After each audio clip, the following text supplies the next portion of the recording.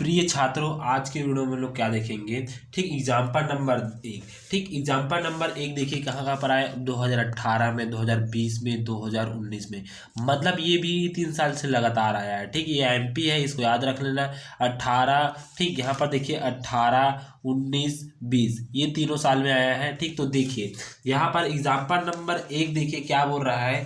ठीक, एक क्या कह रहा है कि यहाँ पर देखिए, ठीक एक कण v वेग से, ठीक एक चिकने क्षैतिज समतल से ऐसे माध्यम में प्रक्षेपित किया जाता है जिसका प्रति सहित, ठीक सहती, ठीक प्रति इकाई सहती का प्रतिरोध k वेग है। दर्शाइए कि t समय के पश्चात कण का वेग v और इस समय में चली गई दूरी s निम्नलिखित दी जा सकती है। ठीक, v is equal to v e के घात माइनस के टी, या तो s is equal to v upon में के 1 माइनस ई के घात माइनस के टी हो जाता है। ये हमें क्या करना है, सिद्ध करके लाना है। ठीक, question number 1 very very MP है, 3 साल से पूछा गया है। ठीक, तो यहाँ पर देखिए हमें या तो s is equal to v upon में के 1 माइनस सी के घात माइनस के टी लाना है, या तो इतना सिद्ध करके लाना है। दोनों में से एक सिद्ध करके लाना है। ठीक, तो देखिए एक कण v वेग से एक चिकने क्षैतिज तल पर क्या था, समतल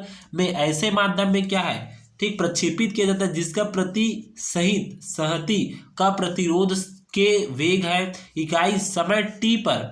ठीक, टी के पश्चात कण का वेग क्या जाता है v, और इकाई समय में चली गई दूरी s निम्नलिखित दी जाती है। ठीक, निम्नलिखित दी जाती है। तब देखिए, ठीक तो यहाँ पर देखिए क्या किया गया है। यहाँ पर देखिए माना m सहती का एक, ठीक कण एक चिकने क्षैतिज समतल पर v वेग से प्रक्षेपित किया जाता है। ठीक, एक चिकने क्षैतिज समतल पर v वेग से क्या किया जाता है, प्रक्षेपित किया जाता है, और t समय पश्चात इसका वेग v हो जाता है। गति के विरोध में कुल प्रतिरोधी बल, ठीक गति का विरोध करके कुल प्रतिरोधी बल क्या लगाएगा। जैसे कि हम लोग क्या कर रहे हैं, कण है, कण को हम लोग जैसे छत पर फेंकेंगे। ठीक, छत पर अगर फेंकेंगे तो उस पर जो नीचे की ओर गिरेगा, ठीक नीचे की ओर गिरेगा तो उस पर वेग क्या बल लगेगा, ठीक प्रतिरोधी बल क्या लग रहा है हमारे पास। कण को हम लोग ऊपर की तरफ फेंकेंगे, जब वो नीचे की तरफ आएगा, ठीक तो उस पर कौन सा प्रतिरोधी बल लगेगा, एम के वी क्या लगेगा, उसमें प्रतिरोधी बल लगेगा। केवी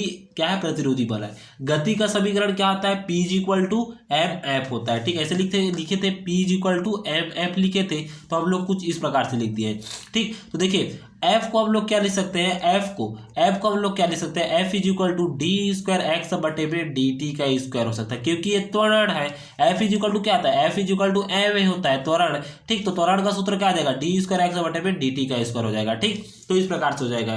ठीक, और हमारे पास कौन सा बल लग रहा है, माइनस नीचे की ओर लग रहा है। जैसे कि कण को हम लोग नीचे की ओर आ गया, ठीक कण को जैसे हम लोग ऊपर के ऐसे फेंकेंगे वो नीचे की ओर जाएगा, तो कौन सा बल लगेगा, माइनस जी लगेगा ना, तो यहाँ पर माइनस ले लिया है। ठीक, एम से एम कटेगा। ठीक, तो क्या बचा है, डी स्क्वायर एक्स बटे में डी टी का square is equal to minus k v बचा है। ठीक, अब उसके बाद देखिए इसको क्या ले सकते हैं, वेग में परिवर्तन को क्या बोला जाता है, त्वरण बोला जाता है। तो देखिए क्या लिख सकते हैं, डी वी अपान में डी टी लिख सकते हैं, is equal to minus k we हो गया। ठीक, अब उसके बाद देखिए वी वाले को वी तरफ, टी वाले को टी तरफ। तो देखिए वी वाले को इस तरफ ला दिए, टी वाले को टी तरफ को लिख दिए। आप क्या करेंगे, दोनों पक्षों का क्या करेंगे, समाकलन करेंगे। तो देखिए समाकलन करते दोनों पक्षों को, तो देखिए समाकलन का चिन्ह लगा दिए। अब समाकलन का चिन्ह लगाएंगे तो क्या था, 1 अपान में वी, समाकलन 1 अपान में वी इज इक्वल टू क्या आता है, लॉग वी हो जाएगा। क्योंकि यहाँ पर यदि एक्स रहता है तो एक्स होता है लॉग, ठीक तो वी रहता है तो यहाँ पर क्या आ जाएगा, लॉग वी हो जाएगा। तो log v is equal to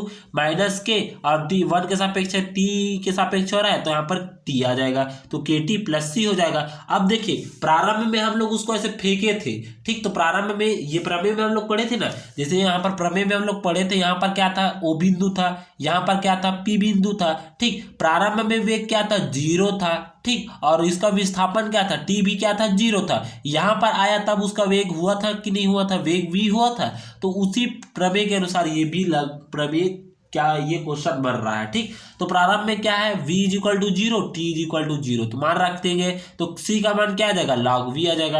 अब देखिए log c का मान, मतलब c का मान यहाँ समीकरण में रख देंगे। देखिए यहाँ पर c का मान उठाकर यहाँ पर रख दिए। ठीक, तो देखिए log v is equal to minus k t plus log v हो गया। ठीक, अब उसके बाद देखिए यहाँ पर देखिए v वाले को v तरफ करते हैं तो log v minus log v हो जाएगा, is equal to minus k t हो जाएगा। ठीक, देखिए लॉग माइनस में है तो बटे में कर सकते हैं, तो वी अपान में वी हो जाएगा। ठीक, माइनस वाले में लॉग के फार्मूला से बटे में चला जाता है। ठीक, अब उसके बाद देखिए is equal to minus k t हो जाएगा। ठीक, अब उसके बाद देखिए यहाँ पर लॉग वी अपान में v is equal to minus k t हो जाएगा। ठीक, लॉग को इस तरफ पक्ष अंदर करेंगे तो क्या हो जाएगा, ई के घात माइनस के टी हो जाएगा। ठीक, आई होप आपको यहाँ तक आपको समझ आ गया होगा। ठीक, अब उसके बाद देखिए यहाँ से इसको इस तरफ पक्ष अंदर किए तो v is equal to v e के घात माइनस के टी हो गया। ठीक, अब उसके बाद देखिए इसको हम लोग फिर से क्या लिख सकते हैं, वी को हम लोग क्या लिख सकते हैं, डी एक्स अपान में डी टी लिख सकते हैं। तो इस प्रकार से मैंने इसको लिख दिया। ठीक, तो डी एक्स अपान में d t is equal to v e के घात माइनस के टी हो जाएगा। ठीक, अब उसके देखिए इसको मैंने क्या कर दिया, टी वाले को टी की तरफ पक्षांतर कर दिया, तो टी वाले को टी की तरफ पक्षांतर कर दिया और 0 से एस और 0 से टी के बीच इसको क्या कर दिया, समाकलन कर दिया। ठीक, 0 से एस और 0 से टी के बीच क्या कर दिया, इसको समाकलन कर दिया। ठीक, तो देखिए 0 से s d x is equal to 0 से टी वी ई के घात माइनस के टी और यहाँ पर डी टी हो गया। ठीक, तो देखिए इसका एक्स के सापेक्ष होगा तो एक्स आ जाएगा, लिमिट क्या लगेगा, 0 से एस लगेगा, इज इक्वल टू देखिए इसका क्या होगा, वी कॉमन लिख लेगा, ये ई के घात माइनस के टी, ई के घात एक्स का समाकलन क्या आता है, ई के घात एक्स होता है, और जो गुणा में रहता है वो क्या जाता है, नीचे में चला जाता है। देखिए इसके घात में गुणा में कौन सा है, के है, तो ये क्या आ गया, नीचे की तरफ आ गया, माइनस के टी हो गया। ठीक, 0 से टी हो गया। ठीक, अब उसके बाद देखिए क्या होगा, upper limit minus lower limit लगेगा। ठीक, तो एक्स माइनस में upper limit minus lower limit, तो देखिए अपर लिमिट, तो देखिए मैंने इसमें upper limit minus lower limit को लगा दिया, अपर लिमिट माइनस एस, ठीक, माइनस 0 हो गया, इज इक्वल टू इसमें भी देखिए के कॉमन निकल गया तो वी अपान में माइनस के, upper limit minus lower limit, तो ई के घात माइनस के टी और माइनस में ई के घात 0 हो जाएगा। ठीक, तो यहाँ पर देखिए s is equal to v upon में माइनस के, ई के घात माइनस के टी और यहाँ पर माइनस 1 हो गया, ई के घात 0 का मान क्या होता है, 1 होता है। ठीक, 1 हो गया। ठीक, तो s is equal to v upon में के और यहाँ पर माइनस का, इस माइनस को यहाँ पर लिख दिया तो माइनस ई के घात माइनस के टी और यहाँ पर प्लस हो गया, 1 हो गया। ठीक, तो एस इज इक्वल टू क्या प्राप्त हो रहा है, वी अपान में के 1 माइनस ई के घात माइनस के टी लिख सकते हैं। ठीक, माइनस को पहले लिख दिए बाद में और प्लस को पहले लिख दिए। ठीक, तो इस प्रकार से देखिए हमारे पास ये जो बताया था वही वाला सिद्ध हो गया, s is equal to v upon में के 1 माइनस ई के घात माइनस के टी। ठीक, इस प्रकार से यहाँ तक आपको बनाना है। ठीक, इस प्रकार से ये सिद्ध होता है। ठीक, इसी में हम लोग देख लेते हैं एग्जाम्पल नंबर 2। देखिए एग्जाम्पल नंबर 2 क्या कहता है, यहाँ पर देखिए ये देखिए।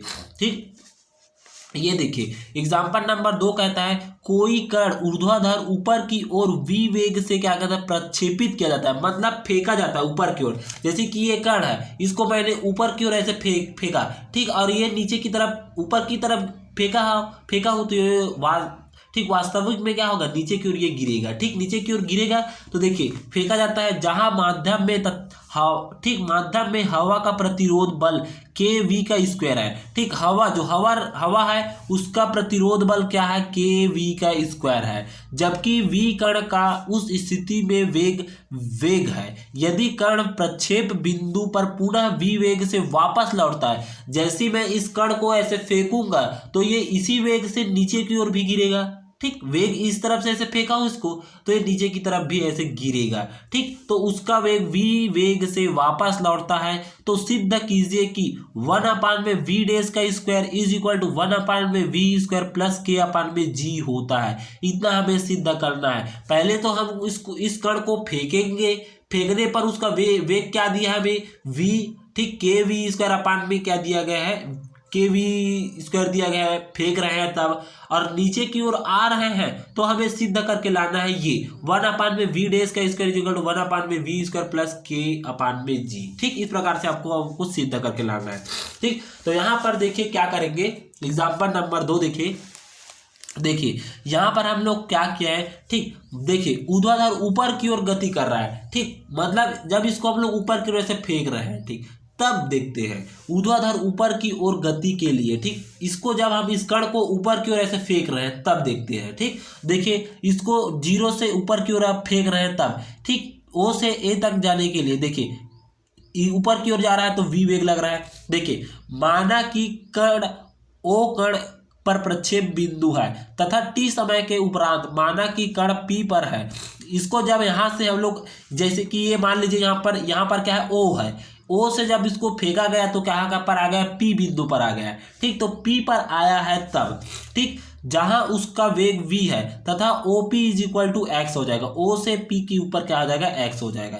हवा के द्वारा लगाए जाने वाला प्रतिरोधी बल क्या दिया गया है हमें, kV का स्क्वायर दिया गया है। ठीक, जिसे मंदन उत्पन्न होता है। मंदन किसे कहते हैं, वह क्रिया जहां पर कण कुछ समय के लिए उसका वेग क्या हो जाता है, जीरो होता है। जैसे कि यदि मैं इसको ऊपर की ओर फेंकूंगा तो ये नीचे की ओर आने लगेगा।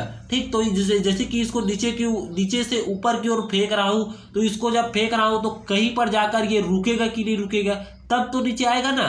जैसे कि इसको मैं इतना जोर से ऐसे फेंका तो यहाँ पर रुकेगा, फिर ये नीचे की ओर गया। ठीक, तो इस प्रकार से ये आएगा, वो इसी को मंदन बोला जाता है। ठीक, मंदन, जैसे कि मैं इस कण को ऊपर की ओर फेंकूंगा तो ऊपर की थोड़े जाएगा, वो नीचे की ओर आएगा, तो वही को बोला गया है। ठीक, तो ठीक, अतः ऊर्ध्वाधर कण के ऊर्ध्वाधर ऊपर की ओर गति के लिए समीकरण, गति का समीकरण क्या होता है, md²x/dt का square is equal to -mg -m/kv का स्क्वायर।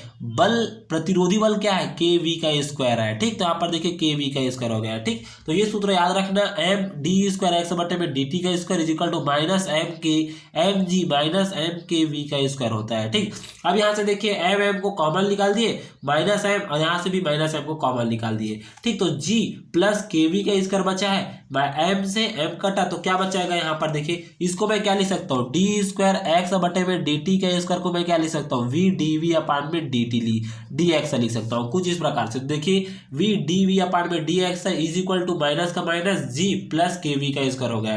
ठीक, अब उसके देखिए v वाले को v तरफ करेंगे, x वाले को x की तरफ करेंगे, तो देखिए v/g प्लस kv का square dv is equal to minus dx हो जाएगा। अब करेंगे दोनों पक्षों का समाकलन करेंगे, तो देखिए समाकलन करते हैं तो देखिए यहाँ पर क्या, तो देखिए समाकलन किया दोनों पक्षों का, समाकलन का चिन्ह लगा है, तो देखिए ये मानने वाला है, मानने वाला है, तो देखिए माना g प्लस के वी का square is equal to t, माने दोनों पक्षों का अवकलन किए, तो अवकलन करेंगे तो देखिए क्या आ जाएगा, k इंटू में 2v dv, ये अचार है तो ये क्या आ जाएगा, 0 हो जाएगा, ये बचेगा k, और यहाँ पर 2v dv बचेगा इज इक्वल टू dt बचा है। तो देखिए v dv is equal to dt upon में 2k हो जाएगा, कि 2k को इस तरफ पक्षांतर करेंगे तो इतना बचेगा। अब देखिए ये वाले पद को उठाते हैं, तो देखिए v को हम लोग क्या लिए, dt।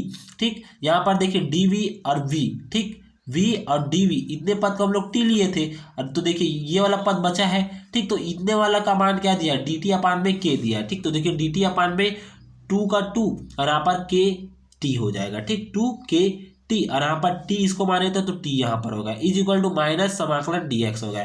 ठीक, अब उसका देखिए समाकलन करते हैं तो 1/2 के कांस्टेंट है और t का सापेक्ष 1/t के क्या हो जाएगा। ठीक, ये देखिए 1/t है तो इसका क्या हो जाएगा, समाकलन लॉग क्या हो जाएगा, log t हो जाएगा इज इक्वल टू